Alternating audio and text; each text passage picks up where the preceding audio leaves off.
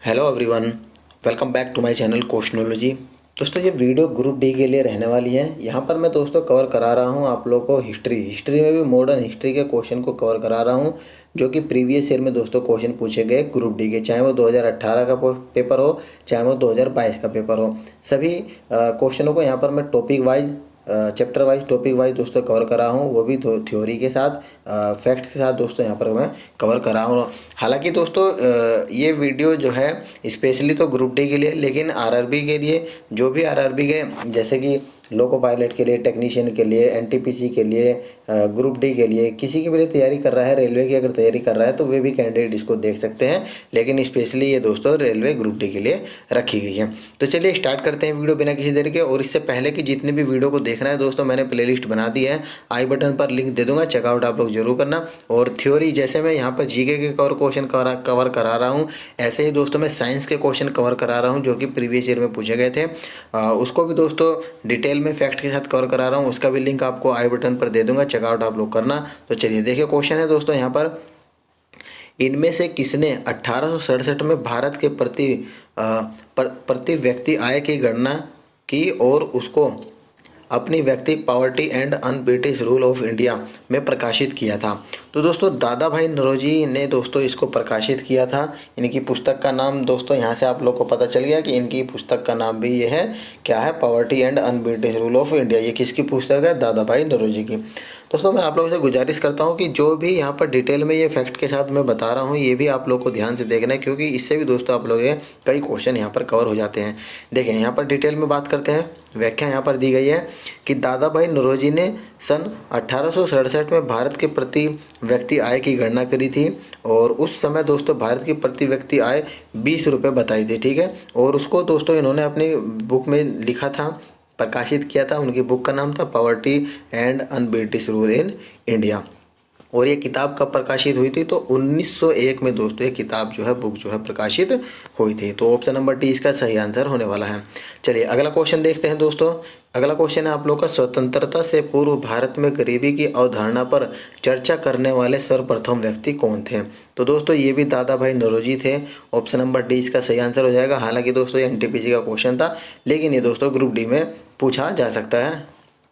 देखें यहाँ पर दोस्तों सर्वप्रथम जो कि अवधारणा की चर्चा करी थी वे थे दादा भाई नौरोजी। इन्होंने दोस्तों अपनी पुस्तक poverty and un British rule in India में पहली बार गरीबों के मापन की और न्यूनतम आवश्यकताओं की पूर्ति के लिए दोस्तों इसमें प्रकाशित किया था। तो ऑप्शन नंबर डी इसका सही आंसर हो जाएगा। अगला क्वेश्चन है कि 1818 में भारत की पहली कपड़ा मिल डैश के पास फोर्ट ग्लास्टर में स्थापित की गई थी। पहली कपड़ा मिल दोस्तों कहाँ पर स्थापित की गई थी? कलकत्ता के पास दोस्तों स्थापित की गई थी।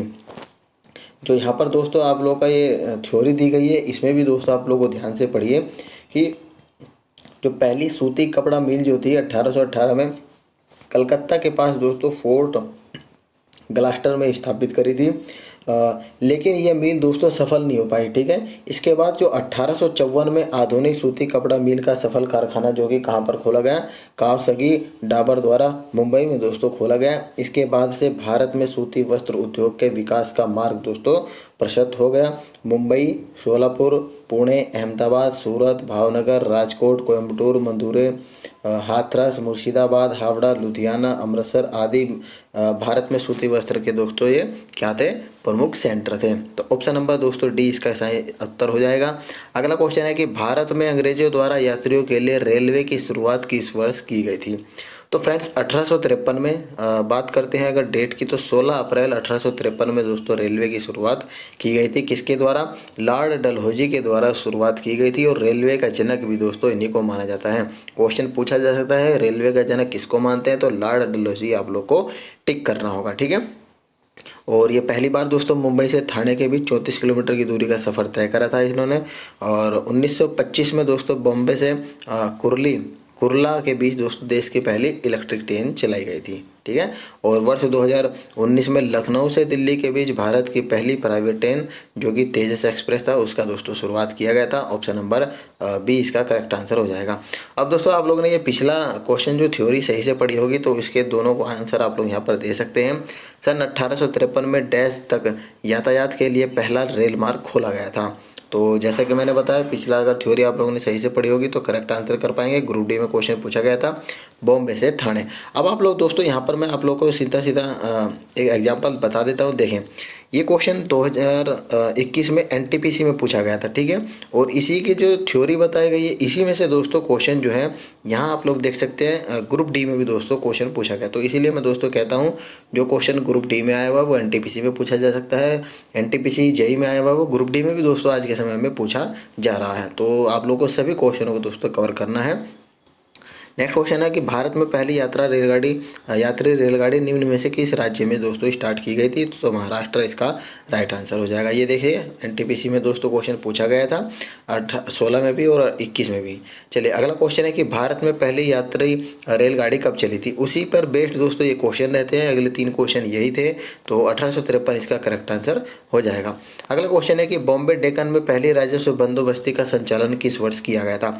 तो 1820 में दोस्तों बॉम्बे डेक्कन में पहला राजस्व बंदोबस्त दोस्तों लागू किया गया था। इस राजस्व प्रणाली को दोस्तों सॉरी रैयतवाड़ी व्यवस्था भी दोस्तों उसको कहते हैं। क्या कहते हैं? रैयतवाड़ी व्यवस्था, जो कि बंगाल में लागू इस्तमरारी बंदोबस्त के विपरीत थी, जस्ट उसकी दोस्तों अपोजिट थी, ठीक है। ऑप्शन नंबर बी इसका करेक्ट आंसर हो जाएगा 1820। नेक्स्ट क्वेश्चन है कि स्थायी बंदोबस्ती लागू होने के समय वर्धमान का राजा कौन था? तो दोस्तों उस समय राजा कौन थे? तेज चंद उस समय दोस्तों राजा थे। और गवर्नर जनरल की बात करते हैं तो लॉर्ड कॉर्नवालिस दोस्तों उस समय गवर्नर जनरल थे 1786 से 1793 के बीच में।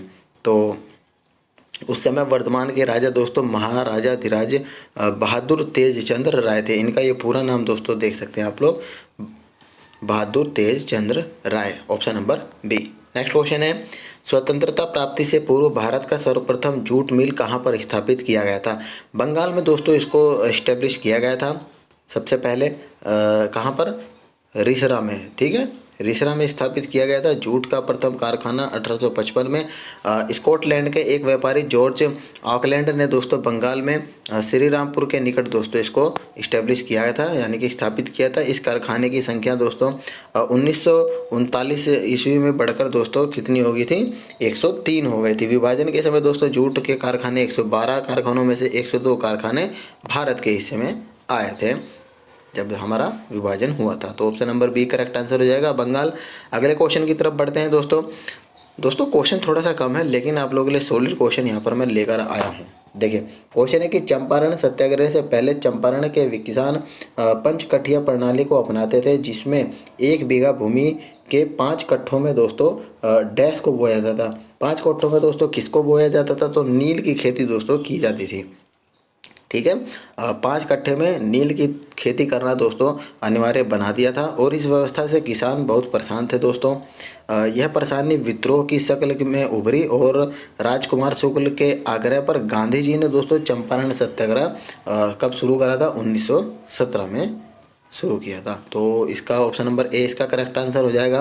अगला क्वेश्चन है कि वर्तमान में पश्चिम उत्तर प्रदेश, मध्य प्रदेश और पंजाब के कुछ हिस्सों में 1830 में डैश को शुरू किया गया था। किस चीज़ को स्टार्ट किया था? तो दोस्तों मालवाड़ी व्यवस्था को शुरू किया था। ग्रुप डी का दोस्तों ये क्वेश्चन रहता है। मालवाड़ी व्यवस्था का प्रस्ताव सबसे पहले दोस्तों हार्ट मैकांजी द्वारा दिया गया था। इस व्यवस्था के अंतर्गत दोस्तों भू राजस्व का निर्धारण प्रत्येक ग्राम महल के आधार पर दोस्तों किया जाता था। और वर्तमान के पश्चिम उत्तर प्रदेश, मध्य प्रदेश, पंजाब के कुछ हिस्सों में वर्ष 1830 ईस्वी में लागू किया गया था। इसके तहत दोस्तों कुल 30% भूमि जो कि सम्मिलित की गई थी, इंक्लूड की गई थी। Option number C correct answer हो जाएगा। चलिए नेक्स्ट क्वेश्चन है दोस्तों, ये भी अच्छा क्वेश्चन है कि रैयतवाड़ी व्यवस्था डैश में शुरू की गई थी। कब शुरू की गई थी फ्रेंड्स? ये रैयतवाड़ी व्यवस्था जो कि है आप लोग की 1820 ईस्वी में शुरू की गई थी। इसकी व्याख्या आप लोग देखेंगे दोस्तों तो आप लोग को क्लियर होने वाला है। रैयतवाड़ी व्यवस्था 1792 ईस्वी में मद्रास प्रेसिडेंसी के 12 महल जिले में सर्वप्रथम कर्नल रीड द्वारा दोस्तों लागू की गई थी। रैयतवाड़ी व्यवस्था प्रारंभिक प्रयोग के बाद मुनरो ने इसे 1820 में पूरे मद्रास में दोस्तों लागू कर दिया था, ठीक है। पूरे मद्रास में कब हुआ था? 1820 में। और वैसे इसकी स्टार्ट दोस्तों 1792 में करी गई थी तथा इसे चलाने के लिए दोस्तों मुनरो को मद्रास का गवर्नर नियुक्त करना पड़ा। 1825 ईस्वी में यह व्यवस्था बम्बई में लागू की गई। इस व्यवस्था में कंपनी तथा रैयतों यानी कि किसानों के बीच सीधा समझौता से यह संबंध था। राजस्व के निर्धारण तथा लगान वसूली में किसी जमींदार या बिचौलिए की भूमिका नहीं होती थी। किसानों को भूमि का वास्तविक स्वामी माना जाता था और लगान न चुकाने की स्थिति में दोस्तों भूमि जब्त कर ली जाती थी। इस व्याख्या को दोस्तों आप लोग सही से पढ़ेंगे तो आगे के क्वेश्चन भी आप लोग आंसर कर पाएंगे। तो इस तरह से ऑप्शन नंबर 20 का करेक्ट आंसर होने वाला है। अब ये देखें दोस्तों कि रैयत बड़े व्यवस्था को डैश और मद्रास में शुरू किया गया था। आप लोगों ने थ्योरी अगर पढ़ी होगी ये वाली तो करेक्ट आंसर कर पाएंगे। मद्रास तो हम लोगों ने जाना, बम्बई में भी दोस्तों स्टार्ट किया गया था। ग्रुप डी का दोस्तों ये क्वेश्चन पूछा गया था। ठीक है, चलिए अगला क्वेश्चन है डैश ने इजारेदारी व्यवस्था की शुरुआत करी जिसके अनुसार राजस्व एकत्र करने का अधिकार उच्चतम बोली लगाने वाले को 5 साल की अवधि के लिए दिया गया था।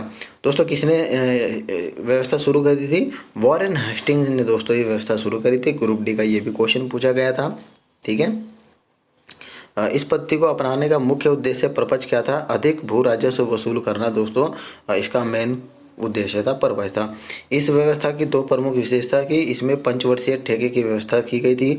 सबसे अधिक बोली लगाने वाले को दोस्तों भूमि को दोस्तों भूमि ठेके पर प्रोवाइड करा दी जाती थी। तो ऑप्शन नंबर 20 का सही आंसर हो जाएगा वॉरेन हेस्टिंग। अगला क्वेश्चन है और ये क्वेश्चन हमारा दोस्तों लास्ट क्वेश्चन था और आगे हम अगली वीडियो में बात करेंगे आधुनिक भारत में शिक्षा का विकास यानी कि development of education in modern India के बारे में। जितने भी इंपॉर्टेंट क्वेश्चन पूछे गए थे प्रीवियस ईयर में सभी क्वेश्चनों को हम लोग यहाँ पर कवर करने वाले हैं। तो फ्रेंड्स वीडियो अगर आपको इन्फॉर्मेटिव लगी हो तो अपने दोस्तों में जरूर शेयर करना और एक वीडियो को दोस्तों लाइक भी कर देना आप लोग। मिलते हैं आपको नेक्स्ट वीडियो में, तब तक के लिए धन्यवाद फ्रेंड्स।